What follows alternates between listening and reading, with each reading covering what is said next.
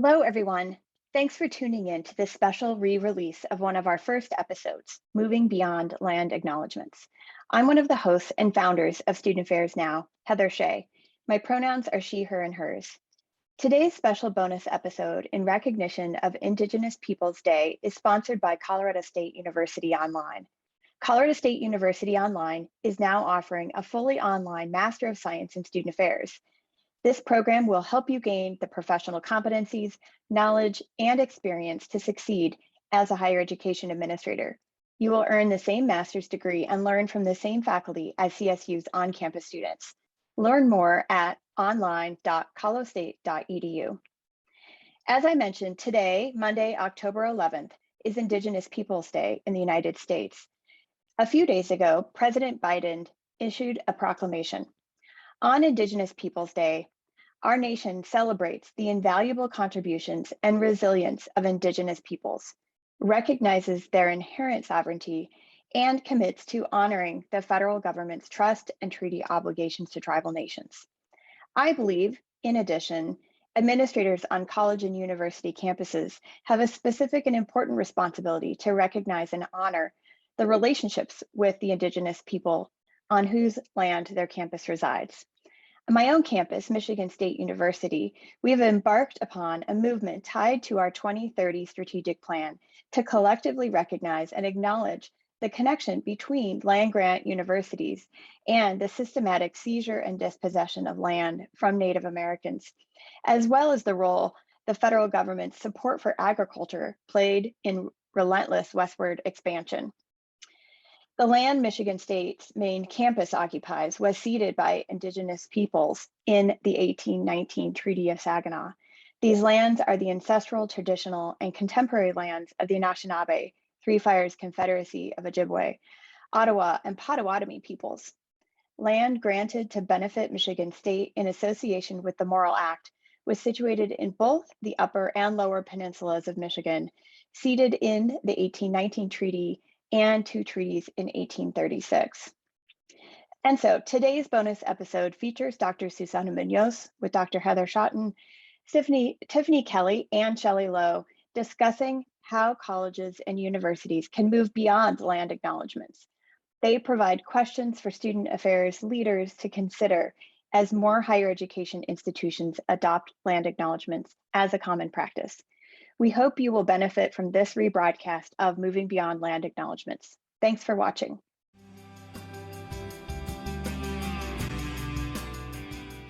Hello and welcome to Student Affairs Now. I'm your host, Susana Munoz. Today we're talking about land acknowledgements on college campuses and how higher education institutions can perhaps move beyond these statements. I'm thrilled to be joined by three Indigenous scholars and practitioners in the field of higher education. Student Affairs Now is a premier podcast and learning community for thousands of us who work in, alongside, and adjacent to the field of higher education and student affairs. We hope you'll find these conversations make a contribution to the field and are restorative to the profession. We release new episodes every week on Wednesdays. Find us at studentaffairsnow.com or on Twitter at @STUAffairsNow! As I mentioned, I'm your host, Susana Munoz. I'm an associate professor and program chair in the Higher Education Leadership Program at Colorado State University. My pronouns are she, her, hers, ella. I'm hosting this conversation today from Fort Collins, Colorado. With respect, I want to acknowledge that the land that I'm standing on today is the traditional and ancestral homelands of the Arapaho, Cheyenne, and Ute nations and peoples. Now let's get started with this conversation. We're here to discuss land acknowledgements on college campuses. Why are these statements important, but how can institutions move beyond these statements? I have my guests here today that I'm super happy about. So please introduce yourselves and your relationship to the topic. Me first? Yes. Halito, hello everyone. My name is Tiffany Kelly. My pronouns are she, her, and hers. I'm a citizen of the Choctaw Nation of Oklahoma, and I'm currently working at Colorado State University also. I serve as the Assistant Director in the Native American Cultural Center here, and I also serve as a co-chair for the Native American Advisory Council to the President, which is doing, is a newer advisory council, which is doing a lot of the indigenizing Indigenous work at Colorado State, where our land acknowledgement was created by Indigenous and Native faculty, staff, and community members. So I've been doing this work for a couple of years now. And then I also am involved with NASPA, serving as a co-chair of the Indigenous Peoples Knowledge Community, where we are also doing some of this work within NASPA and really having conversations about centering and visibilizing Indigenous and Native student affairs professionals. So I'm also, just a little more about me, I'm a first generation student and I'm multiracial. I'm a sister, I'm a daughter, I'm an auntie, and I'm just really excited to be here. Thank you for having me. Yat shke do shedene she shalilo yenishia belagana neshle nana stage tachini bashichi belagana dashache do traba dashnale lo kantia de nasha. Hello everybody, my name is Shelley Lowe. I am a citizen of the Navajo Nation. I live and work on the traditional territory of the Massachusetts tribe. I'm the executive director of the Harvard University Native American program. In this position, actually, we are currently working on our kind of creating an institutional territory land acknowledgement. And it's a process, I think, that takes many forms and has many perspectives. And it's going to be, I think, in this case, a long process. I can talk about some of that a little bit but it's a process that's ongoing. So there are some things that we just haven't gotten to yet at this institution. So my office and my role is to support kind of spearheading that project and trying to have all of the voices involved that need to be involved and the perspectives that need to be taken into account in that process. I am originally from Arizona. I've been out here for 11 years. I am a mother, I am a grandmother, I am a daughter and a cousin and an auntie, and I miss home. I miss home a lot. So it's nice to be out here where the seasons change, but it's hard, especially at this time, to be so far away from individuals that you can't just easily go home and see right now. So, but I'm glad to be here. Hatso Honda Yonde Heather Schotten, and I am an associate professor and the chair of for the Department of Educational Leadership and Policy Studies at the University of Oklahoma. I also serve as the director of Indigenous Education Initiatives for the Janine Rainbolt College of Education at OU. I reside and call home to, these are my homelands, but I engage with work, scholarship, practice, teaching, and learning on the traditional homelands of the Wichita and Caddo people.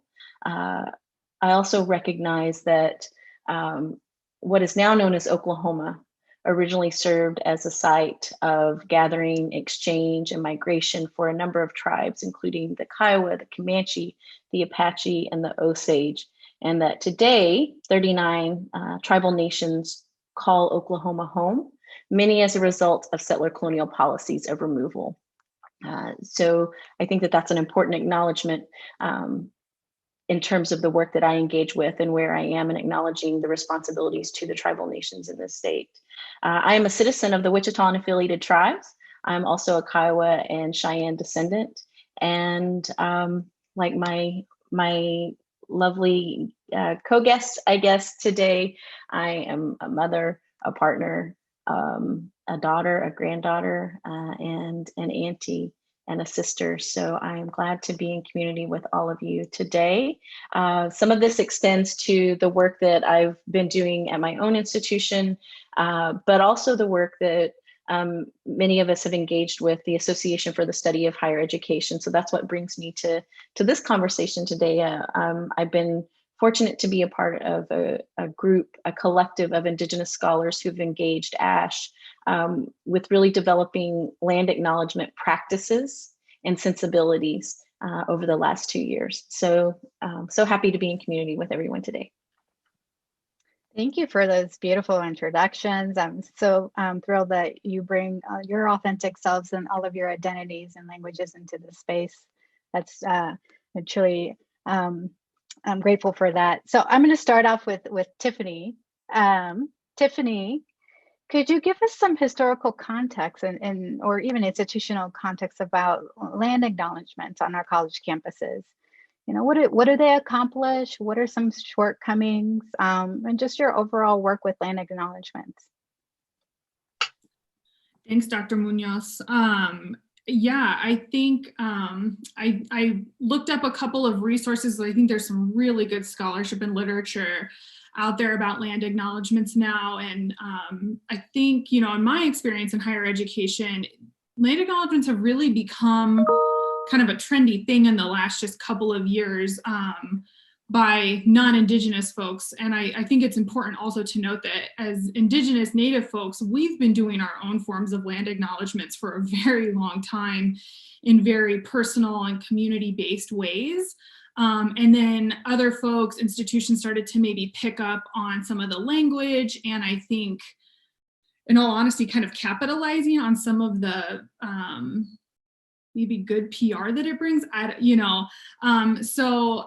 do first want to acknowledge this article that was recently published by Megan Redshirt Shaw, Beyond the Land Acknowledgement.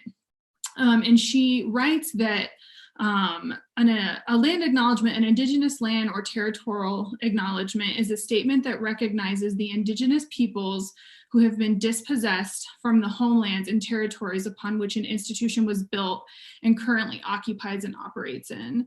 And I think that's really important. And she goes on to write more about it, that colleges and universities wouldn't exist without stolen land and without the dispossession and settler colonial ways of removing and dispossessing Native and Indigenous communities. And so while land acknowledgements have become kind of a welcome or a way to kick off an event or a graduation, which is great, and I think really does help visibilize our communities in ways that are often very invisibilized and hidden and not talked about in institutions of higher education and even in like diversity and inclusion work, it feels very one-off and like a checkmark kind of a thing, especially I think as it's become a little more trendy and as colleges and universities are just creating statements to read without additional institutionalized policies and programs that are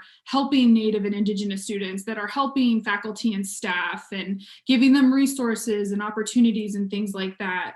And so I think in terms of like accomplishments and something that I've been really fortunate to be a part of the work at Colorado State University is at CSU, our kind of land acknowledgement and our advisory council was really created as a task force to respond to a racial biased incident on campus against Native students that was really publicly, it was very public and it went public very fast. And so it kind of mobilized CSU to create this task force. And out of this task force and a lot of work by Native and Indigenous faculty and staff and community members and students, the language and the land acknowledgement was created. And it's a very like public forward facing thing. So I think folks really think that it's kind of a one-off, and I think that's good to question, but I also think it's given us some leverage and some capital to push some other initiatives and really question policies and practices that CSU as a land grant institution should have been thinking about a long time ago and really since the beginning. And so I think some of those accomplishments and some of the things that it's done, at least at CSU and in my experience, is it's created some institutionalized scholarships and award money for Native students. So recognizing students that are citizens of tribes that are outside that were forcibly removed from the state of Colorado to be able to receive in-state tuition. Which is a good step, but I think we could push it a little further. But also, you know, it's created some, I think, visible maybe talked about issues that we've been talking about as a community for a long time that were just never really central to conversations when talking about student success and retention and diversity and inclusion work. And so I think it's been a great first step, but I think some of the shortcomings, and I'm sure this is going to continue to come up, is that for folks that really don't understand or really have never learned about Indigenous communities and Native history and laws and policies, because those things aren't taught in our K-12 education, really, especially depending on where you went to school. I think it's misunderstood a lot, and I've experienced that at CSU quite a bit, that people feel like, great, this is a part of our welcome, and we've read it, and now I'm going to go into logistics of the programs, like here's where the bathrooms are, and then I'm going to do an actual welcome. So it feels like very tasky, and it's just read, and you can feel when someone doesn't maybe understand what their role is in the land acknowledgement, which is something we talk about a lot.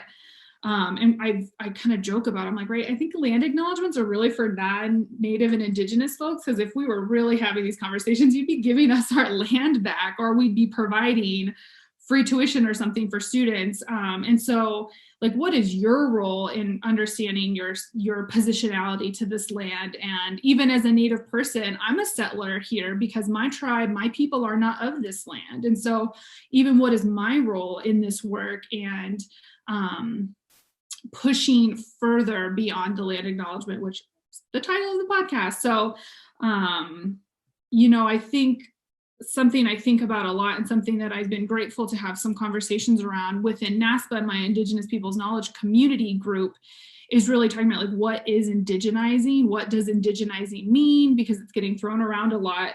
And there's a quote in this book, Power and Place, by Vine Deloria Jr. and Dr. Dan Wildcat, that really stuck with me. And they write about that to indigenize an action or an object is the act of making something of place, and really understanding what is place and what is our relationship and role to that place. And so I think those are the conversations that we're able to have now because of this, and the land acknowledgement has kind of positioned us to do that and really ask some of these harder questions, and ask this of our colleagues and of our administrators and our students. And so those are just some of the things I've had experience with at CSU and kind of maybe in some other institutions. And I think we're in a place where it's pretty common now. And so I think it positions us to really ask some harder questions, like, all right, we've got the lovely statement, we made a pretty video, now what? Now what are we doing? What else are we doing, right? How are we creating positions? What relationships are we building with the tribal nations in our state, or the ones that were pushed out of this state, in order to further this work? So those were some of my thoughts and things I was thinking of. Yeah, and Susanna, I actually really appreciate starting with that question of what is the context, particularly the historical context of land acknowledgement statements or land acknowledgements. And so when Tiffany talks about, these are things that are connect to traditional practices of Indigenous peoples, I think that's really important to understand, because it's about our connection to place and land, not just connection and whose land we're on, but what is our responsibility and how are we in relationship with? And I think Eve Tuck had a really great, I'm not sure how we start citing Twitter. Like, it was a great tweet a number of years ago when NISA was scheduled to be in Toronto, that really pushed back on this idea of land acknowledgements and reframing it as acknowledgement of land and how we're in right relationship with land and place and water, right? I think the other historical piece is, in the US context, much of what we picked up in institutions that we're framing as land acknowledgements were adopted from First Nations and from Canada, and came out of a response to the Truth and Reconciliation Commission in Canada that addressed First Nations people and the atrocities of settler colonialism, and that First Nations people have endured. And so land acknowledgements in that context, we saw that really happen in Canada first, and then we started to adopt a lot of those. But I think the the question of going back to what are the origins of this and understanding why we do something is always a really important first place to start from, so that everything that Tiffany's talking about, we avoid the check mark mentality, the, okay, you have 35 seconds to give your land acknowledgement statement before you present your paper at this conference, or whatever that, it might be. Or can you give me a boilerplate? Like, what is the land acknowledgement statement that we all have to read? So if we're all starting from a position of understanding why we do them, what is their historical context, and framing it of acknowledgement of land and place and our relationship, then it shifts us away from some of those missteps. Go ahead, Shelley. Well, Susanna, I would even to kind of respond to both Heather and Tiffany, kind of this idea, give me the boilerplate, right? I can't tell you how often my office gets emails and calls about, can you please tell us what to do for a land acknowledgement? Can you please come over and do the land acknowledgement for us? Can you please tell us a Native person who could do the land acknowledgement for us? And the reality is, it's not supposed to be by a Native person, right? It's supposed to be by you, whoever's opening your event. Doesn't matter who it is, you're supposed to do it. My favorite one was, can you come over and we can record you so we can play it at the beginning of all of our programs? No, that's not how it works. But I like Tiffany and kind of talking about how do we ground ourselves in place, right? Place being more than just a place, but also land. And I think the reality is, we do this really well in student affairs. We do this every single day as we come into our jobs. We ground ourselves within a certain place within the institution, within a certain role, right? We know what our job is. We know what it is, where we belong. And trust me, if we think we overstep our bounds of where we belong, somebody will tell us, somebody not in student affairs and academics or something will tell us that we've overstepped our bounds, right? We're very good about knowing where we sit within an institution, where our physical office space is, how is it accessible to students? And I think, it's about taking that a step further, right? And understanding, okay, our physical office, our physical institution, where does it sit? Geographically, where does it sit within a region? Where does it sit? When I look outside, what are the trees that I see? What's the environment? What's out there? Because it's going to look different for me than it's going to look for other individuals who are in other parts of the country. And if we just kind of start to think about that a little bit more, then hopefully we start to think even further, right? Who are the people that were here and are here? Who are the people that were originally here? And that becomes part of a more understanding historical knowledge of the place and knowledge of the land that you're in, which I think we should all be able to do, and why people don't actually take that extra step to that point. I'm not really sure why that doesn't happen. And that's one of the things I think that we're grapple with here in the institution that I'm in. That's actually my favorite response whenever they ask, can you come give the land acknowledgement for me? Well, I don't know. Y'all are in my homelands. So the land acknowledgement that I'm going to provide is very different than what you're going to provide as a settler, because I literally work on and engage with scholarship and teaching and learning on my traditional homeland. So what I have to say is very different than what a settler has to say, and what that responsibility and relationship is like. So yeah, I always say, well, I don't know, you're on my land, so I don't know what to tell you. I appreciate the conversation, because I feel like you're right. We have not engaged in sort of what is our relationship? What is my individual relationship to the land, to the water? How have I reconciled, how I navigate in these spaces? And I think, what it lacks is sort of like this constant engagement. You're given the statement, you're like, okay, here you go, but it's not engaged in ways that really unpack our individual relationship to the land. And so I wanted to ask Shelley, sort of you're at Harvard, which is regarded as one of the colonial institutions, and I wondered if you could speak a little bit to sort of the institutional reconciliation for Indigenous college students? And what does that look like in practice? I think, to kind of lay the groundwork of Harvard as an institution. As many people know, Harvard was founded in 1636, and by 1650, the institution was not doing well. It was actually didn't have enough money, and the Society for the Propagation of the Gospel raised money for the institution in order to educate and house Native students. So in 1650, the Indian College was built.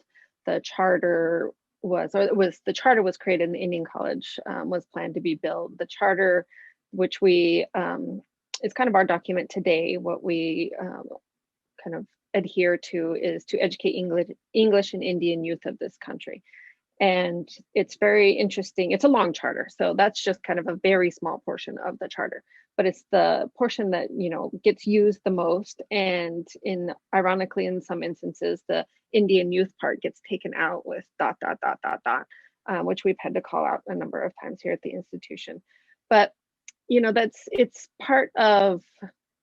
a charter that we try to remind people of every day, because at Harvard, I can't tell you how many people don't actually know that history, don't even know the history of the institution. And I'm talking about students, I'm talking about faculty, I'm talking about administration.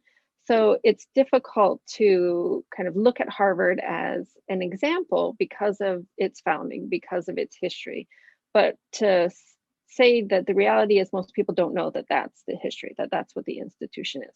Harvard is not a public state institution. Harvard is not a land grant institution. So some of the conversations that public and land grant institutions are having are not the conversations that Harvard is having. Harvard is also one of the prime examples of a decentralized institution.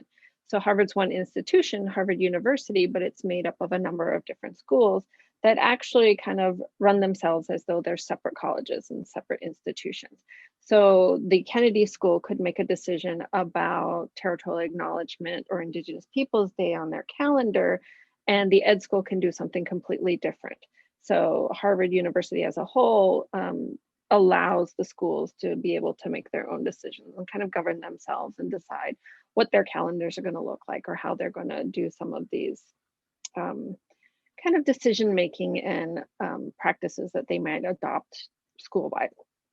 So it's an interesting time to try to say to an institution, all right, everybody needs to think about our history and everybody needs to think about the fact that we have Indigenous and Native students here, when every school is kind of thinking on their own and doing their own thing and having different relationships with tribes and having different kind of focus and curriculum that's Indigenous in nature. But what we find is our students come in and our students are kind of confronted with this from the get-go. Like from day one, they are very aware that this institution doesn't know its own history. Once they find out, because they don't always know when they get here, then they find out what the history of the institution is.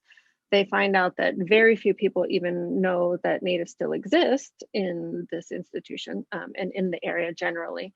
And that they are one of maybe 2 other students at the school that they're at. Hopefully there's a few more. There are a couple of schools that have more than a handful of Native students. And they start to feel that kind of sadness, right? That this institution really is so, for all of its knowledge and glory, really clueless about something that's so important to them and about their identity, about where they come from, about the reality of where they live, what Indigenous cultures are about, what Indigenous knowledge and studies about. And we find that students they start to come together and they start to have conversations with each other. And if there is something that has actually happened here at Harvard in terms of institutional change, acknowledging Indigenous Peoples Day in certain instances, or faculty giving land acknowledgements at the beginning of events, a lot of it has come from students coming together and petitioning or writing letters to the deans and to their schools, and making this public through, the student newspaper or being interviewed through the Harvard Gazette, right? Our students really do, they have a voice and they tell the institution quite point blankly, this is wrong and you need to change this. How does the institution respond to that? Depends on the school and depends on the individual who's kind of dean of the school or the faculty in that school. I do think that over the past couple of years, we're seeing a lot more faculty paying attention.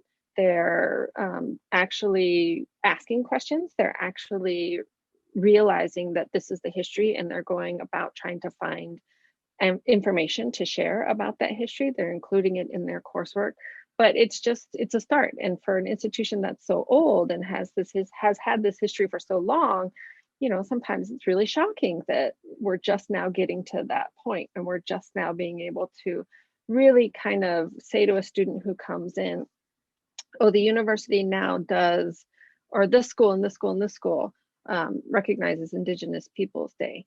Although Harvard's general calendar will say, Columbus Day is a federal holiday, Indigenous Peoples Day is a Cambridge City holiday, right? You're still going to be confronted with that kind of just smack in your face, which students are, very upset about. But they're going to events and they're hearing land acknowledgements. We have institutions on campus that are putting up signs in their buildings with land acknowledgements. And it's starting to be a conversation regularly across campus, but it's not something that the institution has adopted kind of university-wide, right? And that's the conversation that we're trying to push forward now. How do you create something that is university-wide? Because we see so many great examples from other institutions, right? And everybody's always trying to look at Harvard as the example. And we have to be honest and say, yeah, we haven't gotten there yet. we're working on it. It's a conversation that our allies are really having to be pushing forward for us. We're such a small voice in terms of Natives on campus. We tenured the first Native faculty member in 2018. It's the first time Harvard's ever had a tenured Native faculty member. And so it's small steps, but these little things are starting to move the conversation forward. And the institution, I think, is actually starting to pay attention a little bit more and be much more supportive. But it's been a long road, and it's frustrating, and it's extremely frustrating for our students. And we just got to keep going, right? You just got to keep that conversation front and center, and keep reminding the institution that this needs to happen. Thank you for that. Yes, I think I had to let out a big sigh when you said 2018 was the first time you tenured an Indigenous faculty. And it is work. It is those continued steps, and one of the things that we continue to notice is that it's the students, labor, that are continually pushing on these issues to our administration. And so Heather, how should our colleges and universities be operating in relationship to the land that we currently operate in? And what should we be thinking and asking and questioning our universities to be doing? Well, first of all, I just have to acknowledge, I love that Shelley is always like, y'all need to quit looking to Harvard as the epitome with all of the answers. I love her honesty about that, because I think that that's really important. When we think about what institutions we look to, and are we really thinking about what they're getting right and what they're not? Like the fact that 2018, wow. And for those, for higher ed scholars and practitioners that know the deep history of those institutions. So yeah, I just needed to acknowledge that, because I love it. And she's pretty vocal about that in lots of spaces. So to her credit. So when, I think about this question of then how should our institutions be operating in relationship with land that they currently occupy. And one, I think, is understanding that the context. So Tristan Ottone did this really great series on land grab universities, and has done a podcast episode on it, and lots of writing about our land grant institutions, and how many of our institutions don't question where that land came from, or what that means, and how they continue to benefit from occupying Indigenous land. And so I think that that's the that's the minimal step of thinking about how you're in relationship with land, is understanding what your relationship is and what the historical context is. How does your occupation of that land impact Indigenous peoples? How has that dispossessed tribal nations? How has that impacted Indigenous communities? How does it continue to impact Indigenous communities? So I think it's that's like that's not even a step, like that's the starting point that our institutions have to start from. And so I think that even, you know, the question to Shelley about thinking about institutional reconciliation. So Colorado State is a great example of recognizing how the institution benefits from the dispossession of land for the original inhabitants of that area, right? So reconciling that with tuition waivers for descendants of those tribes and what that looks like. That's I think a great first step and a great example.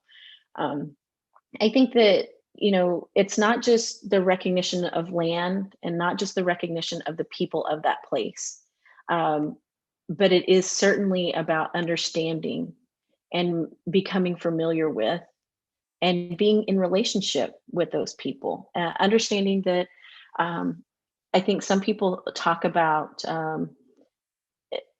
who were the original inhabitants, but they talk about Indigenous folks as if our physical removal, and sometimes and oftentimes very violent removal from these lands and these places.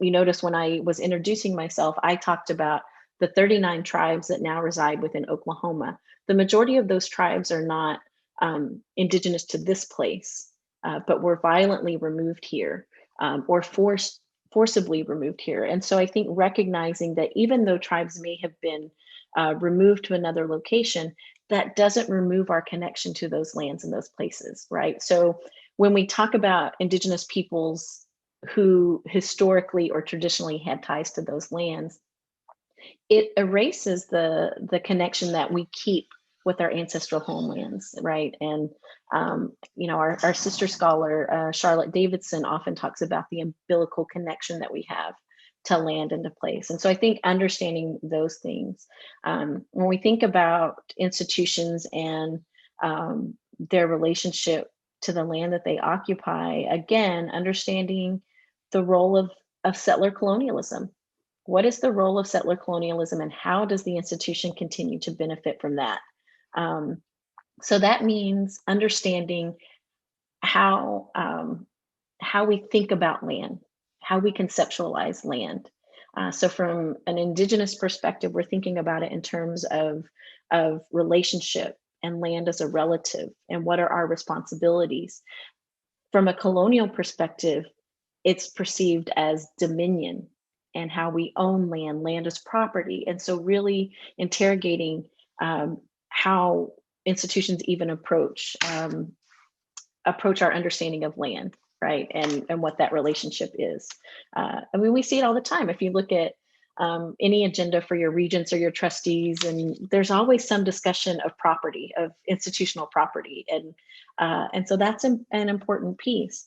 I think the other thing is when we think about at what points are the mission and the work of the institution incongruent or in conflict, or do they contradict land acknowledgements or relationships with land? So I think of a couple examples, and those that were at the session that many of us did on Beyond Land Acknowledgement statements at ASH last year.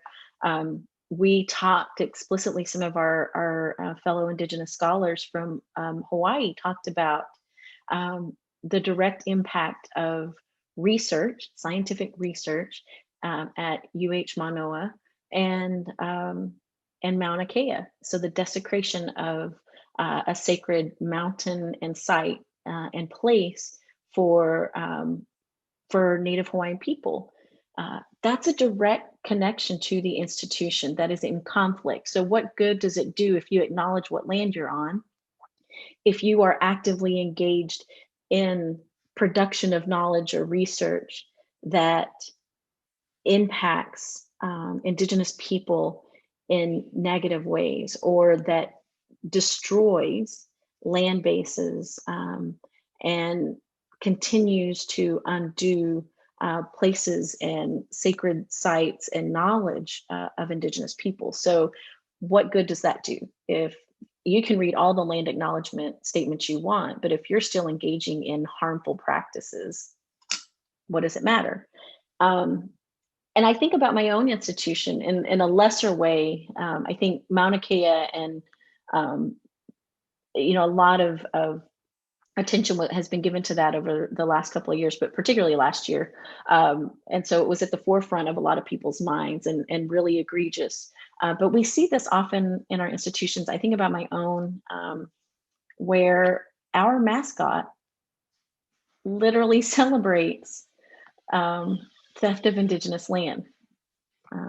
If we understand the context and the history of where our mascot comes from at the University of Oklahoma, and let me just note, this is where tenure is a really great thing as I speak out and say these things that might not be viewed very favorably. But I mean, we've actually been working at the university with a group of us on developing not just a land acknowledgement statement, but practices and protocols for the university. But I struggle because what good does any of that do if every day I have to look at a celebration, the constant celebration of dispossession of Indigenous land? We celebrate it every day. We celebrate it at football games when we reenact the land run. And so if we are not changing our practices and being accountable to Indigenous peoples of that place, then what is the point? So I think about thinking about what are the actual responsibilities to tribal nations, to Indigenous communities, and more importantly, what are our responsibilities to land and to place? So how do we shift our thinking away from dominion and ownership and property and how much land we can accumulate to framing it within being caretakers and being good relatives to land? How are we in good relationship with land? And how are we making sure that the work that we do in our institutions, one, doesn't recreate harm, but two, also is continuing work that helps us to be in right relationship. I think Eve talks a lot about that. How am I in right relationship with? And making sure that it's not only that we're not recreating harm, but that we are responsible to upholding sovereignty, upholding treaty rights, and upholding the Indigenous peoples of the land, and being good relatives to land and place. Oh, yes, that was good, and it's a lot. It's continually looking at how our institutions are perpetuating whiteness, white supremacy, colonial settlerism, but also understanding that it's super rooted in our practices. And so it to me, I think it's like, this incongruency is way more important than sort of like looking at, how are we in relationship to the land, and what continues to be an incongruence in our practice and in our policies within our institutions that sort of contradicts this land, the notion of an acknowledgement, right? The relationship. I know we're getting near our end of time, and I want to just ask you all sort of, this podcast is called Student Affairs Now. So what are you now pondering, questioning, troubling, based on some of the conversations that we had today? I'm going to start with you, Tiff.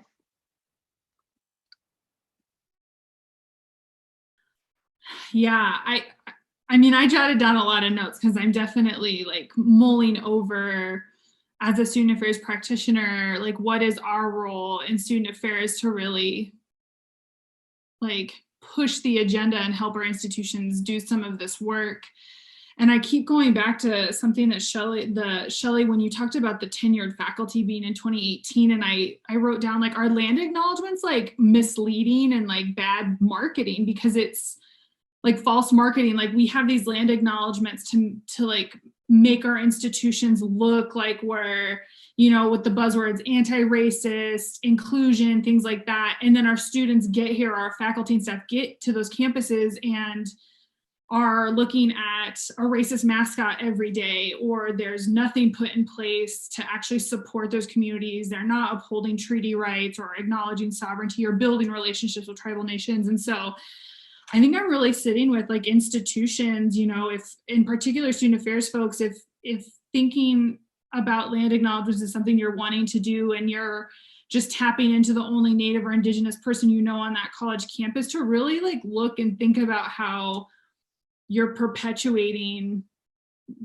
like those settler colonial logics of or the erasure of Native people and only wanting us for token whatever, you know, what policies and practices are actually being advocated for and brought forward to be talked about. You know, the land acknowledgements really are just like, they seem easy, and I think folks are creating and adapting language very easily without doing some of that harder work, but what else are you doing? And I think that's a lot of what everyone brought up today. And really, like, it's like, if you think this is easy, then you better be ready to do the rest of the work that comes along with it. And I don't know if folks really understand like what all that extra and additional work is and should be. And so, yeah, I think I'm just sitting with some of that of like, what are those conversations looking like? And also that can't just live in student affairs. Like we don't have the capacity to do those things and are often the ones asked to do those things. Like Shelley, well, and Heather, you were talking to, right, being like the Native office, like getting asked to do all the things. That's like, we're trying to take care of our students over here who are in crisis right now because of everything happening. But sure, let me come speak for 25 seconds at the beginning of your thing. So now I'm rambling, but those were some of the like notes that I jotted down of just like, this is really hard work, and it's hard work that really comes down to relationships and really looking at policies and practices and evaluating like how your institution continues to benefit off of the genocidal practices against Native and Indigenous communities. And those aren't fun conversations. So I think it requires a lot of commitment and accountability and responsibility on the part of institutions and the folks working there to be a good relative, like Heather was saying. So, yeah. Thank you. Shelley, how about you? I have to say that I ponder, and every day I have these things in my head where I'm like, I just don't understand. Why is this happening? I don't get it. So there's like a whole list of things that I could go through. A couple of things. I think as student affairs professionals, one of the best things that we can do is we can have the resources to give to our students who are being put in these situations, whether they like it or not. Some of our students willingly go into the situations to try to address, you know, the issues of nobody understanding Native cultures, that Natives exist. But some of our students are not wanting to do that, and they're kind of being put in that position without their permission. So we do our best to make sure that the resources and, you know, the protections that we can give them when they have to go into these conversations, when they have to play this role that they haven't asked for, and being there to support them and making sure that they know that we're there and we're going to continue the work that they do. Because students, you know, when they're in our institutions, they don't understand that they're transient in our institutions, right? They're not going to be here forever. They're going to go and they're going to have to do it in a different place as they leave our institutions. But I ponder every day, I just don't understand how a student can graduate from an institution of higher education in this country without understanding that Native people are contemporary, that we exist, that we are enduring, and we're not going anywhere. That we have real cultures, that we have living cultures, living languages, that we have sovereignty, that we are Native nations. You know, I'm just shocked by the extremely talented intelligent people who graduate from our institutions and don't know that still. They go out into the world to do these jobs. They go out to make all of, in leadership positions, to make all of these changes, but they are not aware of the fact that Native people are real, that we exist, that we are part of this country, that we are part of this world, that we have been here and we will continue to be here. I'm just shocked every day when somebody comes up to me. I didn't know Native people still exist. High school teachers. I don't know. So what I ponder is, and I say this a lot, too many people have no idea what they don't even know. And how do we change that?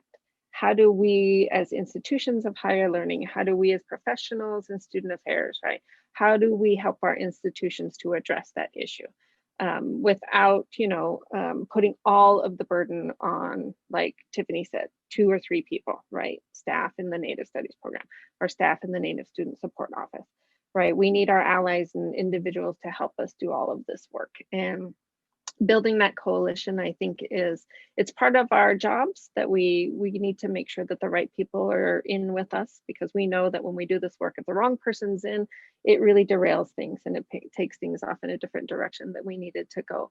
But it's going to be something that is starting now, but I think it's something that we're going to continue to talk about in 10, 20 years, unfortunately. There. All right, I'll keep it short. So I think that really what I continue to grapple with, and I hope that others grapple with, is that all of these conversations around land acknowledgement practices, around land and responsibility and relationship, really around decolonizing work, is a process. It's not a destination. And when we frame it as a destination, that's when we get to the checklist that we have arrived. And I think what I continue to grapple with is, then what is that ongoing process? And how do I engage this as an ongoing process of responsibility and reciprocity, and approach it from that place and through that lens? And so that my hope is that across our institutions, in student affairs and academic affairs, at every level, that then we're being good community members with one another, and grappling with these questions together, and encouraging one another to think about this as, again, a process and not a destination, so that we're removing that kind of expertise and the notion that we have nothing yet to learn. The land is always teaching us, right? We're always learning. And so as long as we center ourselves and from that place, I think that that it opens up possibility and opportunity for us to engage in the work that we do in higher ed in much more humane and responsible ways. Thank you so much for that. And, I love that you all brought in sort of this is a process, and that the coalition building needs to be there, and that, it has, the moving beyond the land acknowledgements require that we do some critical reflection in our leadership. And I think that's I appreciate all the knowledge that you've brought in today. I'm grateful that the time that you gave today as a guest on Student Affairs Now. You can receive reminders about this and other episodes by subscribing to Student Affairs Now newsletter, or browsing our archives at studentaffairsnow.com. Please subscribe to the podcast, invite others to subscribe, share on social media, or leave a 5-star review.